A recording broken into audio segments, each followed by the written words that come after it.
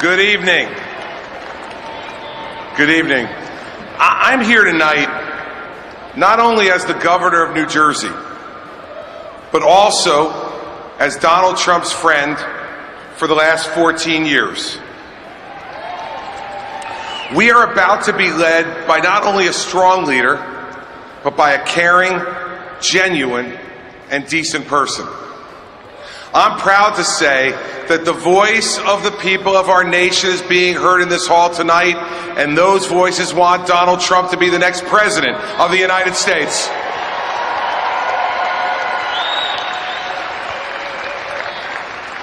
But everybody, this election is not just about Donald Trump. No, it's also about his Democratic opponent, Hillary Rodham Clinton. Now, in the past few weeks, we've seen the Justice Department refuse to prosecute her. Over the last 8 years, we've seen this administration refuse to hold her accountable for her dismal record as Secretary of State. So let's do something fun tonight.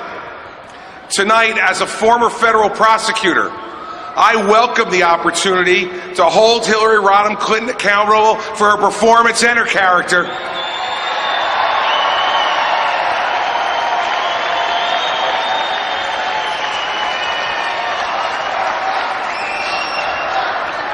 Now,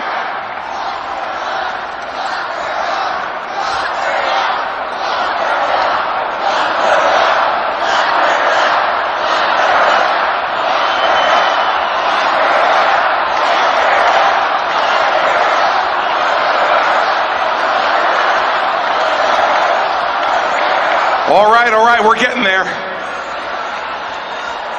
Give me a few more minutes, we'll get there. Here's what we're going to do. We're going to present the facts to you.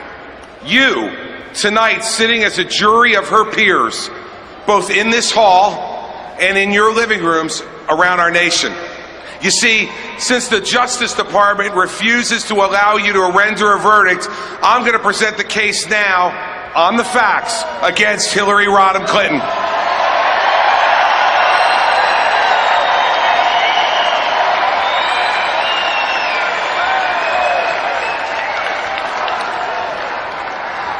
Now, she was America's chief diplomat.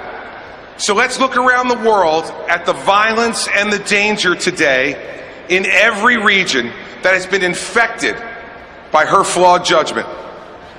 But I'm going to be specific so that you can render your verdict tonight on the basis of the facts. Let's go to North Africa. She was the chief engineer of the disastrous overthrow of Gaddafi in Libya. Libya today, after Hillary Clinton's grand strategy, their economy's in ruins, there's death and violence on the streets, and ISIS is now dominating that country. So I'm going to ask you this. Hillary Clinton, as a failure for ruining Libya and creating a nest for terrorist activity by ISIS, answer me now, is she guilty or not guilty? In Nigeria, Hillary Clinton amazingly fought for 2 years to keep an al-Qaeda affiliate off of the terrorist watch list. Now, what happened because of this reckless action by the candidate who is the self-proclaimed champion of women all around the world? These al-Qaeda terrorists abducted hundreds of innocent young women 2 years ago. These schoolgirls are still missing today. And what was the solution from the Obama-Clinton team? A hashtag campaign. So now let's figure it out. Let's decide. Hillary Clinton, as an apologist for an al-Qaeda affiliate in Nigeria, resulting in the capture of innocent young women, is she guilty or not guilty? See, she fights for the wrong people. She never fights for us. She doesn't get the real threats that America faces. So now let's go to China. In China, Hillary Clinton praised the Chinese government for buying our debt to finance Barack Obama's bloated stimulus plan. She was so desperate for Chinese cash, she promised to oppose the Buy American provision in the stimulus bill in exchange for the cash to finance a huge expansion of federal government spending. So, Hillary Clinton, putting big government spending financed by the Chinese ahead of good-paying jobs for middle-class Americans, is she guilty or not guilty? Let's go to Syria. In Syria, imagine this. Imagine this. She called President Assad a reformer. She called Assad a different kind of leader. There's now 400,000 dead. Think about that. 400,000 dead at the hands of the man that Hillary defended. So we must ask this question. Hillary Clinton, as an awful judge of the character of a dictator and butcher in the Middle East, is she guilty or not guilty?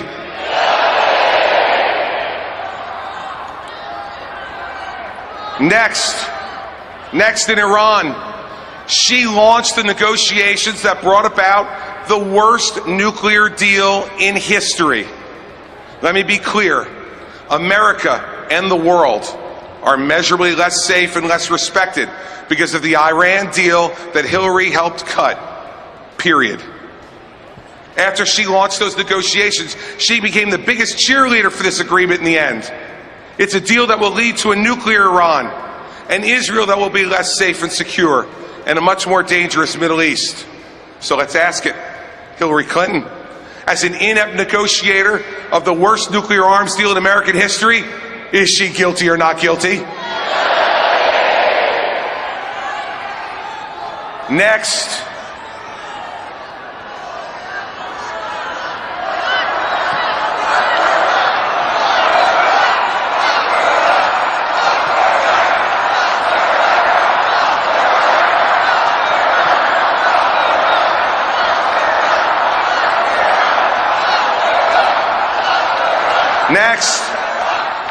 Oh, believe me, we're not done yet. The indictment is hardly complete. Next, let's go to Russia. She went to the Kremlin on her very first visit and gave them that stupid, symbolic reset button. You know what I think that button should have read? It should have read delete. You know, she's very good at that, by the way.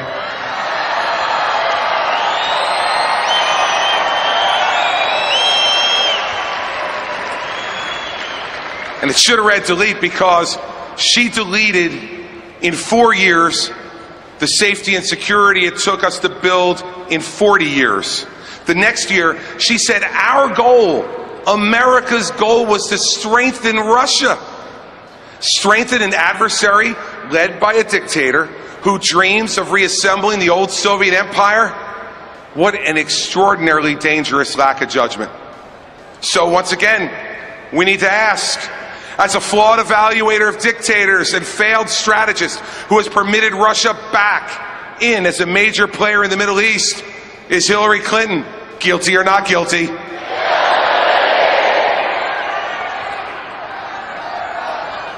Now we go to Cuba.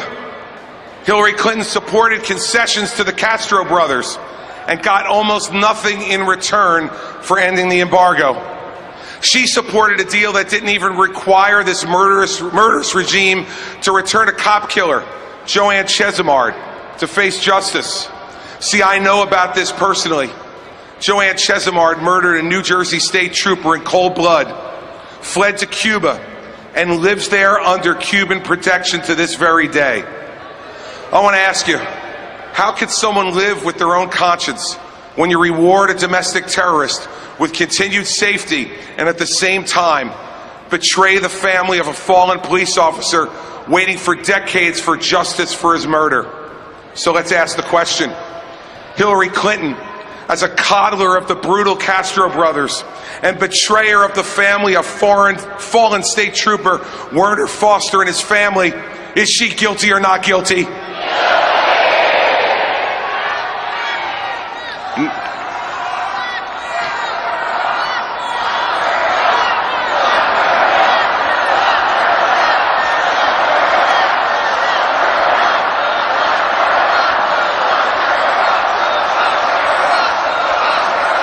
now finally here at home, in one of her first decisions as Secretary of State, she set up a private email server in her basement in violation of our national security. Let's face the facts. Hillary Clinton cared more about protecting her own secrets than she cared about protecting America's secrets. And then she lied about it over and over and over again. She said there was no marked classified information on her server. The FBI director said that's untrue. She said that she did not email any classified information. The FBI director says that's untrue. She said all work-related emails were sent back to the State Department. The FBI director said that's not true. So, as to Hillary Clinton, the charge of putting herself ahead of America, guilty or not guilty?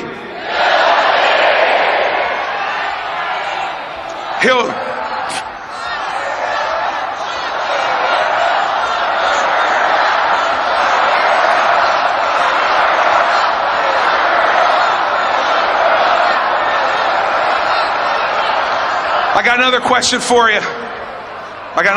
for you.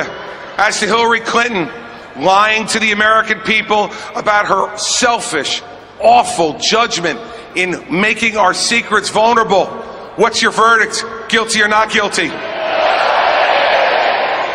Now, time after time after time, the facts, and just the facts, lead you to the same verdict, both around the world and here at home. In Libya and Nigeria, guilty. In China and Syria. In Iran and Russia and Cuba. And here at home for risking America's secrets to keep her own and lying to cover it all up. Her focus group tested persona with no genuineness to be found is a sham, meant to obscure all the facts and leave you able to vote for her. We cannot promote someone to commander-in-chief who has made the world a more violent and dangerous place with every bad judgment she's made. We cannot make the chief law enforcement officer of the United States someone who has risked America's secrets and lied to the American people about it day after day after day. Here it is, everybody. We didn't disqualify Hillary Clinton to be President of the United States. The facts of her life and career disqualify her.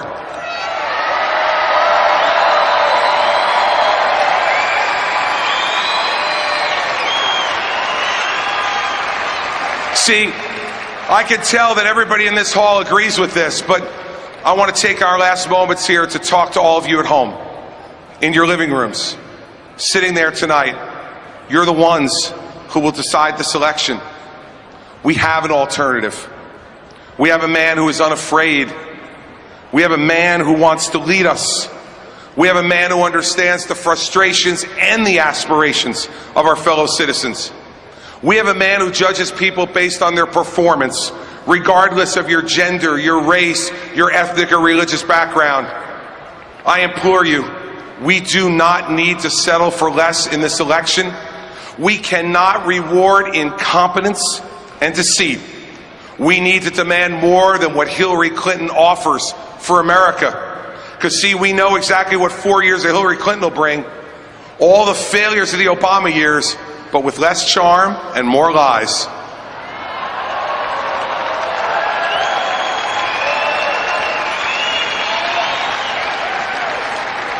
Tonight, those of us in this hall and the people at home, it is our obligation to stop Hillary Clinton now and never let her get within 10 miles of the White House again.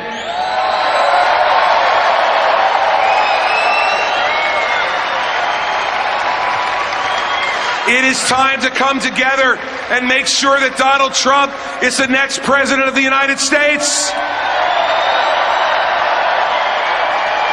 I am proud to be part of this team. Now let's go out and win this thing together. Let's go get them. Good night. We will make America great again.